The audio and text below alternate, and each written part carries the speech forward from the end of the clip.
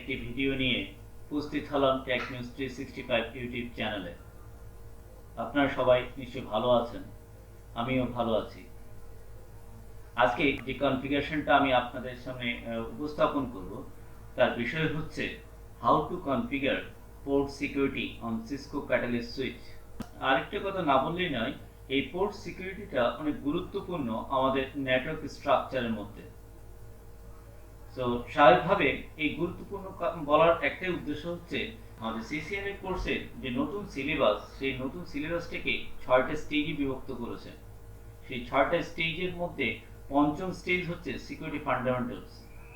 এই পঞ্চম স্টেজের মধ্যে সিকিউরিটি ফান্ডামেন্টালের মধ্যে এই পোর্ট সিকিউরিটিকেও অনেক গুরুত্ব সহকারে রিপ্রেজেন্ট করা হয়েছে। আসুন তাহলে আমরা নেক্সট স্টেজে যাই, একটা ডায়াগ্রামের মাধ্যমে পোর্ট সিকিউরিটি বিষয়টাকে বোঝার চেষ্টা করি বা কিভাবে আমরা অ্যাপ্লাই করব, সেই বিষয়টি কিভাবে কনফিগার করব সেই বিষয়টি আমরা আগে বোঝার চেষ্টা করে নিই। আমরা নেক্সট স্টেজে যাচ্ছি একটি ডায়াগ্রামের মাধ্যমে সেই বিষয়টি বোঝার জন্য। আমরা এখন একটি ডায়াগ্রাম দেখতে পাচ্ছি, যে ডায়াগ্রামের মাধ্যমে আমি রিপ্রেজেন্ট করেছি পোর্ট সিকিউরিটি কিভাবে কনফিগার করতে হয় বা পোর্ট সিকিউরিটি কিসের ভিত্তিতে, কোন ভিত্তিতে রিপ্রেজেন্ট করা হয়।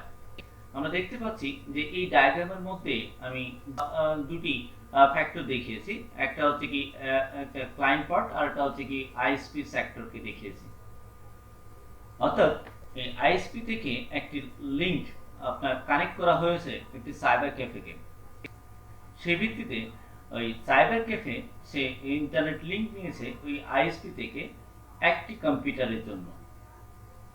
কিন্তু যেহেতু সে একটি কম্পিউটারের জন্য সে আপনার লিংক নিয়েছে, স্বাভাবিকভাবে তাহলে আইএসপি তাকে একটি আইপি প্রদান করবে, যে আইপির মাধ্যমে আইএসপি হয়ে সে ইন্টারনেট অ্যাক্সেস করতে পারবে। এই ক্ষেত্রে যদি সাইবার ক্যাফে একটি কম্পিউটারের জায়গায় যদি একাধিক কম্পিউটার ইউজ করতে চায়, ইন্টারনেট অ্যাক্সেস করতে চায়, সেক্ষেত্রে আইএসপি তাকে সেই কাজটা করতে দিবে না। আর সেই কাজটা করতে না দেওয়ার জন্য যে রেস্ট্রিকশন হতে পারে, তার একটি রেস্ট্রিকশন পদ্ধতি হবে কি পোর্ট সিকিউরিটি। সেই ক্ষেত্রে আমরা একটু লেআউটটা বুঝে নিই আমাদের কনফিগারে যাওয়ার আগে। আমি এখানে দেখেন, আমরা এখানে সাইবার ক্যাফেতে 3টি কম্পিউটার ইউজ করেছি। এই 3টা কম্পিউটারের মধ্যে আমি আইপি ইউজ করেছি 192.168.1.20 এবং সেকেন্ড কম্পিউটারটা হচ্ছে কি 21, থার্ড কম্পিউটারটা 22। কিন্তু আইএসপি শুধুমাত্র আপনার একটি কম্পিউটারকে, সাইবার ক্যাফের একটি কম্পিউটারকে ইন্টারনেট অ্যাক্সেস করতে দেবে, তাই সে আইপি দিয়েছে কি 20। কিন্তু ক্ষেত্র বিশেষে যদি সাইবার ক্যাফে কোনোভাবে যদি সে 21 থেকেও যদি ইউজ করে যদি ইন্টারনেট অ্যাক্সেস করতে চায় আইএসপির মাধ্যমে, সেক্ষেত্রে তাকে করতে দেওয়া হবে না। কারণ আইএসপি তার সুইচের মধ্যে সে সিকিউরিটি রিপ্রেজেন্ট করে রাখবে। আর এই ক্ষেত্রে আইএসপি সে কি করবে, শুধুমাত্র সাইবার ক্যাফের কম্পিউটারটিকেই, যে কম্পিউটারটিকে সে আপনার অ্যালাউ করেছে, সেই কম্পিউটারটিকেই আইএসপির সুইচের 0/1 পোর্টের ভিতর দিয়ে ট্রাফিকটা পাস করতে দেবে। আদারওয়াইজ অন্য কোনো ম্যাক অ্যাড্রেসকে সে 0/1 পোর্টের, অর্থাৎ আইএসপির সুইচের 0/1 পোর্টের মধ্যে দিয়ে পাস করতে দিবে না।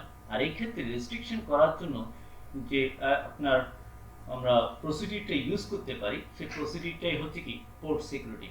এই ক্ষেত্রে আরেকটা কথা না বললে নয়, সেক্ষেত্রে যদি সাইবার ক্যাফে তার যে কম্পিউটারটি আছে, যে কম্পিউটারটিকে অনলি আইএসপি অ্যালাউ করেছে, সেই কম্পিউটারটি ব্যতীত অন্য কম্পিউটারকে যদি ও আইএসপির সুইচের ওই পোর্ট দিয়ে ট্রাফিক পাঠাতে চায়, তাহলে সেই ক্ষেত্রে তার লিঙ্কটি কি করে দেবে, ডাউন করে দেবে। আর তখনই আমরা বুঝে যাব যে আসলে পোর্ট সিকিউরিটি প্রপার ওয়েতে এক্সিট করেছে। তাহলে আসুন সেই বিষয়টি আমরা দেখার চেষ্টা করি কনফিগারেশনের মাধ্যমে। আমরা নেক্সট স্টেজে চলে যাই তার কনফিগারেশন প্রসিডিউরটা দেখার জন্য। আমরা দেখতে পাচ্ছি প্রিভিয়াসলি যে লেআউটটা দিয়ে আমি আপনাদেরকে এতক্ষণ যে বিষয়টা বোঝানোর চেষ্টা করেছি, সেই লেআউটটা আমি আগে থেকেই ডিজাইন করে রেখেছি। শুধুমাত্র তার কনফিগারেশনটা আমরা এখন দেখার চেষ্টা করব। পূর্ববর্তী ডায়াগ্রাম অনুযায়ী আমরা লেআউটটা তৈরি করে নেব আমাদের সিসকো প্যাকেট ট্রেসারের মাধ্যমে। আমি তারপরও আপনাদের বোঝার সাথে একটু বলে রাখি যে সাইবার ক্যাফে যে কম্পিউটারটি আছে, সেই কম্পিউটারটি যে কেবল দ্বারা কানেক্টেড, সেটা হচ্ছে স্ট্রেইট কেবল। সেই কেবলটা কানেক্ট হয়েছে তার একটা সুইচের মধ্যে, সুইচের 0/1 পোর্টে। এবং 0/2 পোর্টের সাথে কানেক্টেড হচ্ছে আপনার আইএসপি সুইচের সাথে। আইএসপি সুইচ যে পোর্টে কানেক্ট হলো সেটা হচ্ছে 0/1 পোর্টের সাথে, এবং আইএসপি সুইচের 0/2 পোর্টের সাথে কানেক্টেড হচ্ছে আইএসপি তার ইন্টারনেট সার্ভারটা। আশা করি কানেক্টিভিটি বিষয়টা বুঝে গেছেন। এবং এর মাঝখানে একটু বলে রাখি, সুইচ টু সুইচের মধ্যে যে কেবলটি ইউজ করা হয়েছে সেটা হচ্ছে ক্রস কেবল, যেহেতু সেম ডিভাইস ক্রস কেবল ইউজ করা হয়। আর ডিফারেন্ট ডিভাইস হলে ইউজ করা হয় কি স্ট্রেট কেবল। আশা করি এই ধারণাগুলো আমাদের কাছে ক্লিয়ার আছে। তো এই ক্ষেত্রে লেআউটটা ডিজাইন করা হয়ে গেলে এবার আমার কনফিগারেশন প্রসিডিউরটা স্টার্ট করব। তার আগে আমি কমিউনিকেশন প্রসিডিউর ক্ষেত্র বিশেষে আগে আইপি সেটআপের বিষয়টা কাজটা করে নেব। তো তাই আমি ক্যাফের আগে কম্পিউটারের আইপি গুলো আগে বসিয়ে নিচ্ছি। কম্পিউটারে ঢুকছি, সাইবার ক্যাফে কম্পিউটারে ঢুকে আমি আইপি বসাচ্ছি। Desktop IP 190.168.1.20। আমরা সাইবার ক্যাফে যে কম্পিউটারটি অর্থাৎ আইএসপি যে আইপিটি দিয়েছে সেটা হচ্ছে 1.20। আইপিটা বসিয়ে দিলাম।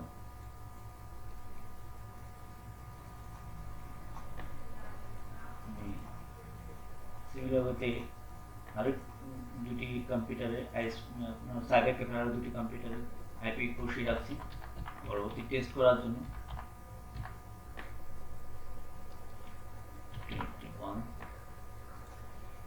আমরা 20 আইপি দিয়ে তো আইএসপি কে অ্যাক্সেস করতে পারবো, কিন্তু 21 দিয়ে যখন অ্যাক্সেস করতে যাবো তখন দিবে না, কারণ শুধুমাত্র 20 আইপি যুক্ত কম্পিউটারটিকেই আইএসপি শুধু অ্যালাউ করবে তার পোর্ট সিকিউরিটি মেকানিজমের মাধ্যমে।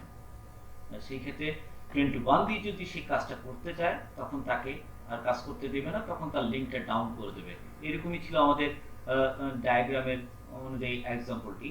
সেই বিষয়টি বোঝানোর জন্যই আমি কথাটা এই মুহূর্তে আরেকবার একটু বলে রাখলাম কিভাবে আবার ক্লায়েন্ট 3 তো আইপিটা বসিয়ে রাখি সাইবার ক্যাফে।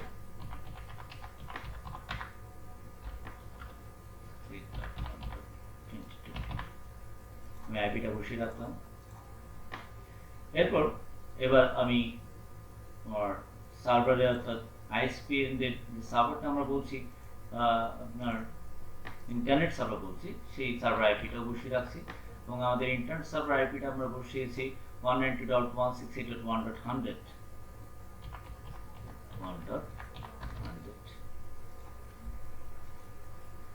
এই অবস্থায় আগে আমি হয়তো একটু পিন করে দেখাতে চাই যে এই মুহূর্তে সে আপনার কমিউনিকেশন করতে পারে কিনা। দেখুন আমি সাইবার ক্যাফে কম্পিউটার থেকে পিং করে দেখাচ্ছি 192.168.1.100 আইএসপি আইপি পিং করে পাচ্ছে। এখনো আমি কোনো পোর্ট সিকিউরিটি রিপ্রেজেন্ট করিনি, তাই 120 যেমন থেকে কমিউনিকেট করতে পারবে, সিমিলার ওয়েতে আবার 121 থেকেও সে কমিউনিকেট করতে পারবে, যেহেতু এই মুহূর্তে আইএসপি 0/1 পোর্টে কোনো ধরনের পোর্ট সিকিউরিটি মেকানিজম রিপ্রেজেন্ট করা হয়নি। এখন আমি এই পোর্ট সিকিউরিটি টেকনোলজিটা ডিফাইন করব আইএসপি এন্ড সুইচের মধ্যে, অর্থাৎ 0/1 পোর্টের ভিত্তিতে আমি পোর্ট সিকিউরিটিটা রিপ্রেজেন্ট করব। আইএসপি সুইচে যাচ্ছি, এএলআই আইএসপি সুইচটির নাম দেওয়া হয়েছে একটু যদি দেখেন, আইএসপি সুইচটির নাম দিয়েছি আমি TM365 সুইচ 1। এই নামটি দিয়ে দিচ্ছি, সুইচের নাম দিচ্ছি। এখানে প্রথমে আমি গ্লোবাল কনফিগারেশনে যাব, হোস্ট নেম TM365, সুইচের নামটা দিয়ে রাখলাম। আচ্ছা, এবার আমার রেস্ট্রিকশন দেওয়ার পালা। সেক্ষেত্রে আমি ইন্টারফেস পালস এখানে 0/1 পোর্টে ঢুকলাম। যেহেতু সাইবার ক্যাফে কানেক্টেড আইএসপি সুইচের 0/1 পোর্ট দিয়ে, তাহলে আমার রেস্ট্রিকশনটা ইউজ করতে হবে ইন্টারফেস পালস এখানে 0/1 পোর্টে, অর্থাৎ সুইচের 0/1 পোর্টে। 0/1 পোর্টে ঢুকলাম। এরপর সুইচ পোর্ট নোড অ্যাক্সেস, তার পরবর্তীতে নিচ্ছি switch port access VLAN 1, switch port port security apply করছি, port security switch port space port security. এরপর switch port port security maximum, অর্থাৎ ওই পোর্টের ভিতর দিয়ে ম্যাক্সিমাম কয়টি ম্যাক যেতে পারবে। যেহেতু এখানে আমরা দেখতে পাচ্ছি আমাদের একটি ম্যাক ট্রান্সফার হবে আপনার সাইবার ক্যাফের কম্পিউটার ম্যাক অ্যাড্রেসটি। আচ্ছা, আরেকটি ম্যাক আছে যে যেহেতু আমাদের সাইবার ক্যাফের একটি সুইচ আছে, যে সুইচটি হয়ে স্বাভাবিকভাবে আমাদের এই সুইচে পৌঁছাবে, তাহলে সেই ক্ষেত্রে সুইচেরও একটি ম্যাক তার কাছে যাবে। সেই ক্ষেত্রে আমি কি করলাম, ম্যাক্সিমাম 2 করে দিলাম, অর্থাৎ দুটি ম্যাক অ্যালাউ করে রাখলাম,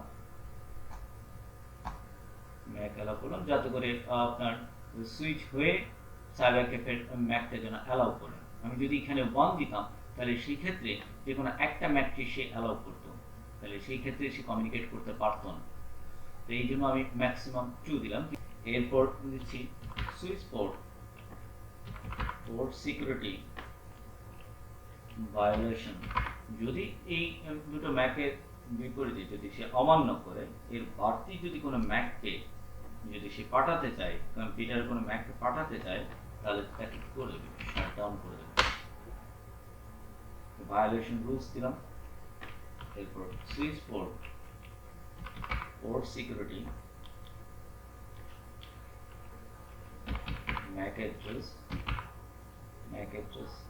স্টিকি, অর্থাৎ যে ম্যাকটিকে আমি অ্যালাউ করব সেটাকে সে ফিক্সড আপ করে দেবে স্টিকি এই কিওয়ার্ডের মাধ্যমে। পোর্ট সিকিউরিটি কনফিগারেশন কমপ্লিট, আমি সেভ করে দিলাম। আমরা দেখতে চাই যে আসলে কাজটি কিভাবে হয় এবং সেই ক্ষেত্রে পোর্ট সিকিউরিটিটা প্রপারলি কাজ করে কিনা সেটা আমরা এখন দেখার চেষ্টা করব। তো ভেরিফাই করে দেখার চেষ্টা করছি আমি এখন। দেখেন, এই মুহূর্তে আমি সাইবার ক্যাফে কম্পিউটার থেকে আবারও পিং দিচ্ছি আইএসপির ইন্টারনেট সার্ভারকে। যদি আইএসপির ইন্টারনেট সার্ভারকে আমি পিং করে পাই, তাহলে আমি ধরে নেব আমি ইন্টারনেট পাচ্ছি, অর্থাৎ আমাকে অ্যালাউ করেছে পোর্ট সিকিউরিটি মেকানিজম ভিত্তিতে আমাকে এই কম্পিউটারটিকে অ্যালাউ করা হয়েছে। আমরা দেখতে পাচ্ছি আইএসপি ইন্টারনেট সার্ভারকে আমরা কমিউনিকেট করতে পারছি। আমরা তাহলে এবার একটু চেক করে দেখতে চাই যে এই কম্পিউটারটি ব্যতীত অন্য কম্পিউটারকে যদি আমি আইএসপি ব্যাকবোনে কমিউনিকেট করাতে চাই, সেক্ষেত্রে দেয় কিনা। যদি না দেয় তাহলে আমরা বুঝে যাব যে আসলে পোর্ট সিকিউরিটি এক্সিট করেছে। আমরা একটু দেখি, ক্রস দিলাম, আমি কেবলটা খুলে দিয়ে পুনরায় আবার স্ট্রেট কেবল নিয়ে যে আমি ইন্টারনেট এটার সাথে কানেক্ট করে দিলাম পিটি। এখন আমি যদি এই কম্পিউটার দিয়ে এবার আইএসপি ইন্টারনেট সার্ভারকে কমিউনিকেশন করতে চাই, তাহলে দেখেন হয়তো বা 0/1 পোর্টটা আমাকে কি করে দেবে, ডিসেবল করে দেবে। সেই ক্ষেত্রে সে ডিসেবল যদি করে দেয় তাহলে আমরা বুঝে যাব পোর্ট সিকিউরিটি কি করেছে, এক্সিট করেছে। একটু এই পোর্টটা আপ হোক, আপ হওয়া দিয়ে আমরা একটু চেক করে দেখছি, ওয়েট করছি।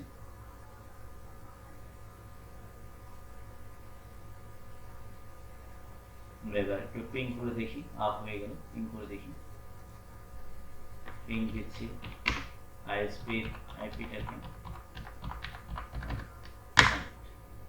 যখনই আমি দিলাম, দেখেন পিং দেওয়ার সাথে সাথেই সে কি করে দিল, লিঙ্কটি ডাউন করে দিলাম। কারণ এই ম্যাকটিকে সে, অর্থাৎ ক্যাফে ক্লায়েন্ট 2 এর ম্যাকটিকে আমাদের আইএসপি সুইচে 0/1 পোর্টে অ্যালাউ করা হয়নি, যার পরিপ্রেক্ষিতে এই 0/1 পোর্টটা কি হয়ে গেছে, ডাউন হয়ে গেছে। তাহলে আশা করি বুঝতে পেরেছেন যে আমাদের পোর্ট সিকিউরিটির প্রয়োজনীয়তাটা কেন। সেই ক্ষেত্রে একজন ক্লায়েন্ট সে চাইলে তার যে কম্পিউটারটি তাকে শুধুমাত্র কমিউনিকেট করার জন্য বরাদ্দ করা হয়েছে, বা যে কম্পিউটারটি সে শুধুমাত্র আইএসপি ব্যাকবোন ইউজ করার অনুমতি পেয়েছে, সেই কম্পিউটার ব্যতীত যদি অন্য কোনো কম্পিউটার দিয়ে সে যদি অ্যাক্সেস করতে চায়, সেক্ষেত্রে তাকে আর করতে দেবে না। এতে করে সে রেস্ট্রিকশনে পড়ে যাবে। আশা করি আপনারা বুঝতে পেরেছেন পোর্ট সিকিউরিটি টেকনোলজি কিভাবে ইউজ করতে হয়। তো পরিশেষে বলি, যদি ভিডিওটি আপনাদের ভালো লেগে থাকে তাহলে সবাই অবশ্যই সাবস্ক্রাইব করবেন। আশা রাখি আগামীতেও আরো নতুন নতুন গুরুত্বপূর্ণ ভিডিও নিয়ে আপনাদের সামনে হাজির হব। আজকে এই অবধি রাখলাম, সবাই ভালো থাকবেন, ধন্যবাদ।